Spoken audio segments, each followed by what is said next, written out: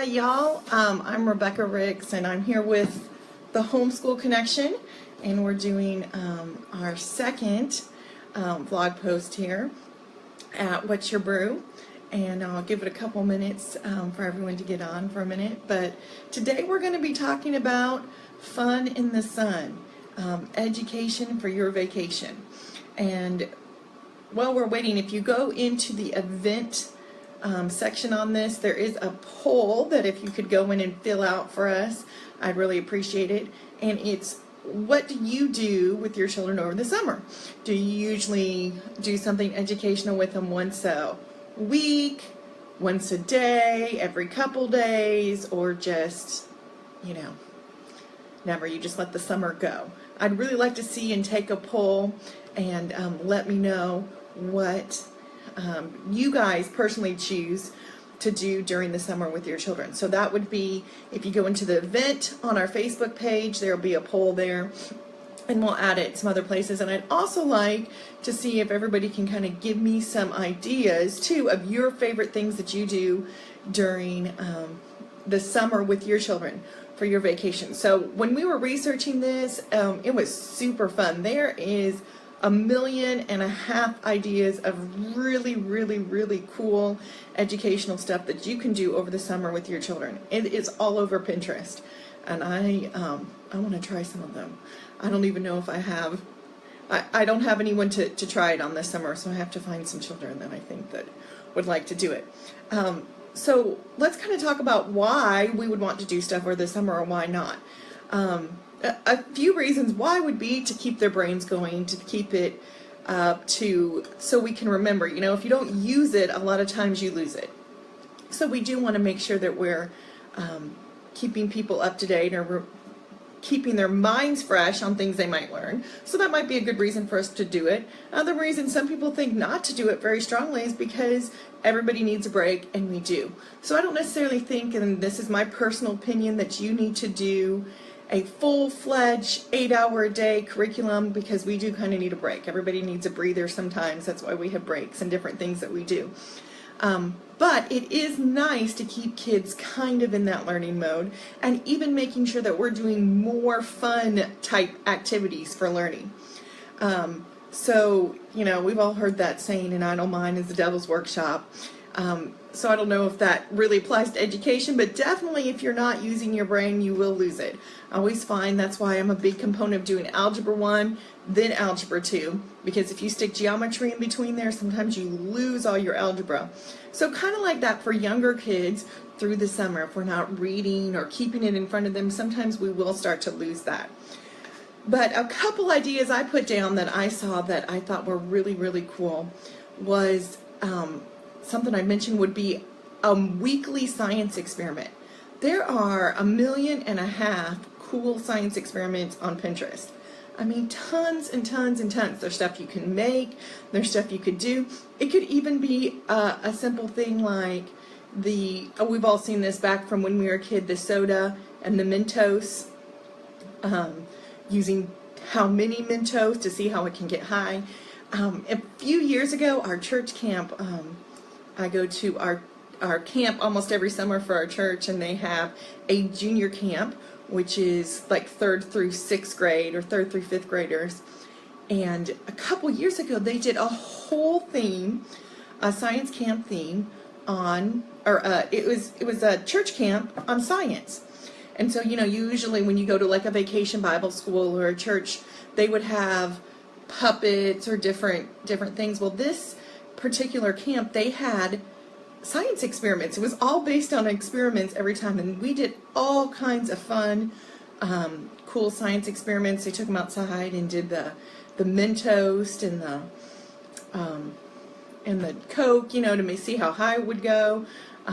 Just all kinds of little experiments that caused pop rocks, and used all those fun things, and did a couple experiments every day with them, and then used it as part of our camp, our church camp.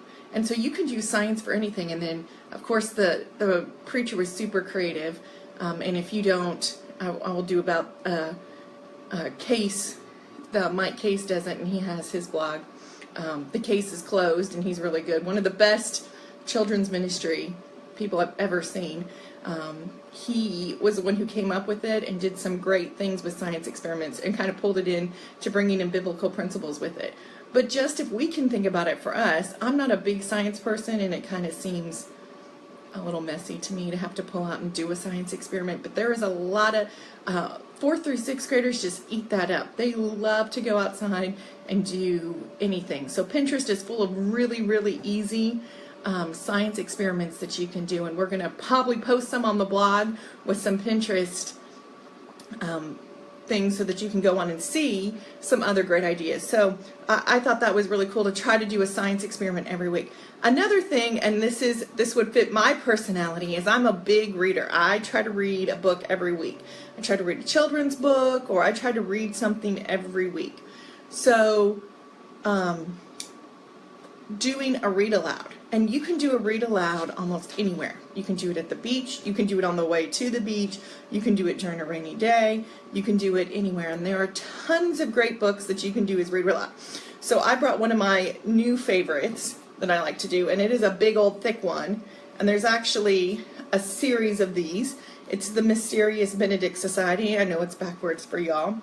By Trenton Lee Stewart. And then the second book is The Secret Keepers that go with it, and is actually about 4 kids who saved the world pretty much, but it is a great series.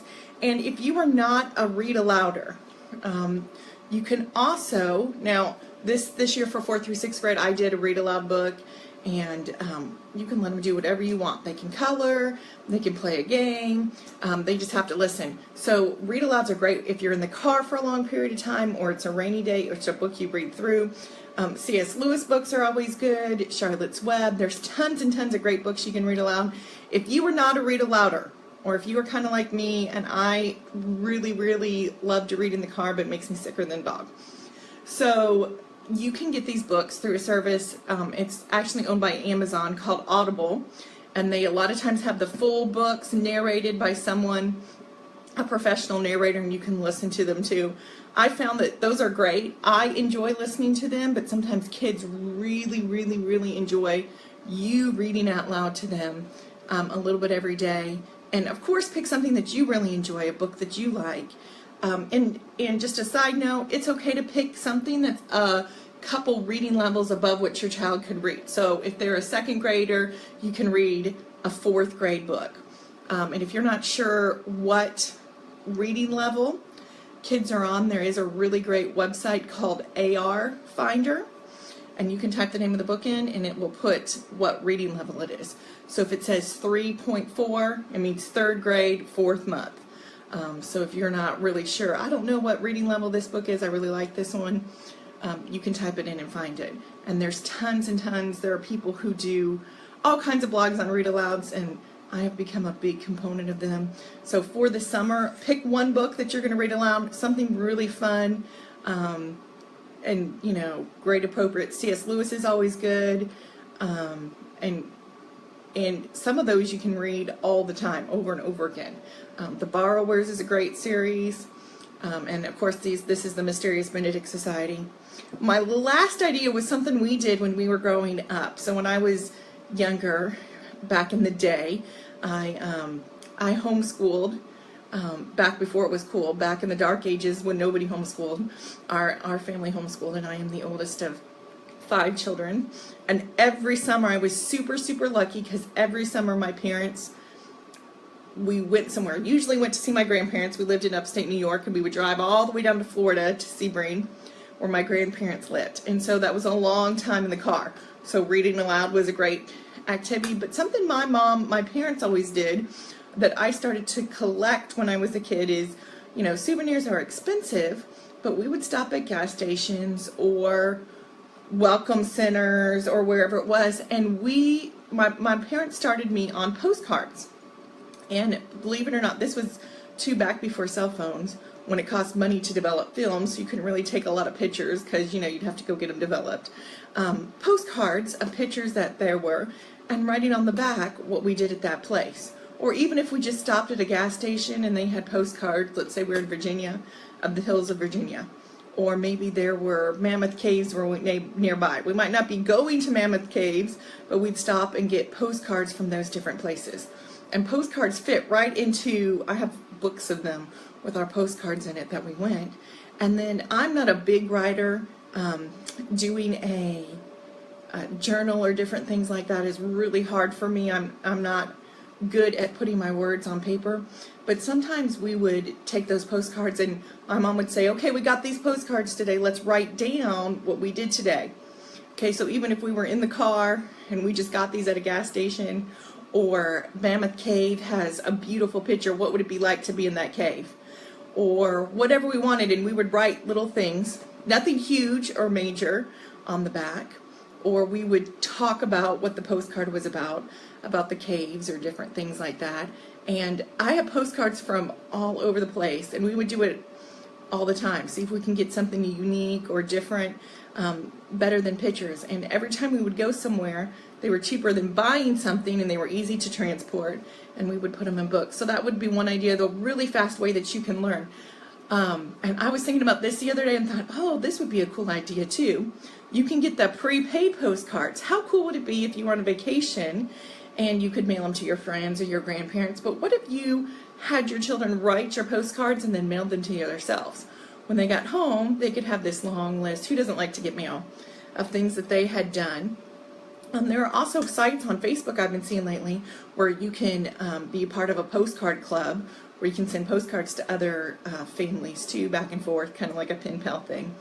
But those are just a few easy ideas I thought that would be really fun for learning, doing some fun summer activities, and there are tons and tons out there. So on Thursday morning, I will be back, and hopefully we will get some ideas and some feedback from y'all, and I want to be able to list some of your favorite summer ideas and talk about them. If you have anything that you love to do over the summer, something that your kids really particularly enjoy doing, those were a couple of my favorite ideas of things that I really liked. But anything that you can think of that your kids enjoy that are educational over the summer, and it doesn't have to be a huge mammoth thing. You know, it's amazing how sometimes the smallest things are what kids can learn from. So we're going to go ahead and post this video here. It's going to be on our website, on our blog, and we'd love to hear from you on Thursday morning at 9. I'll come back on and we'll talk about the top ideas that you can give me for your education for your vacation, and then we'll kind of go over that poll. Hopefully you'll go on and fill out the poll for me and let me know how often you do something educational with your children over the summer. And we look forward to hearing from you, and hopefully you'll go visit. The blog will have more posts on it, lots of the Pinterest pins on it that you can go on and see, and more information, and that's at www.thehomeschoolconnection.net. And if you go to the bottom, it'll have the Brew, our What's Your Brew, which is our blog, and there will be some more information and things there. So thank you guys so much for taking the time to join me. I hope you all have a great day.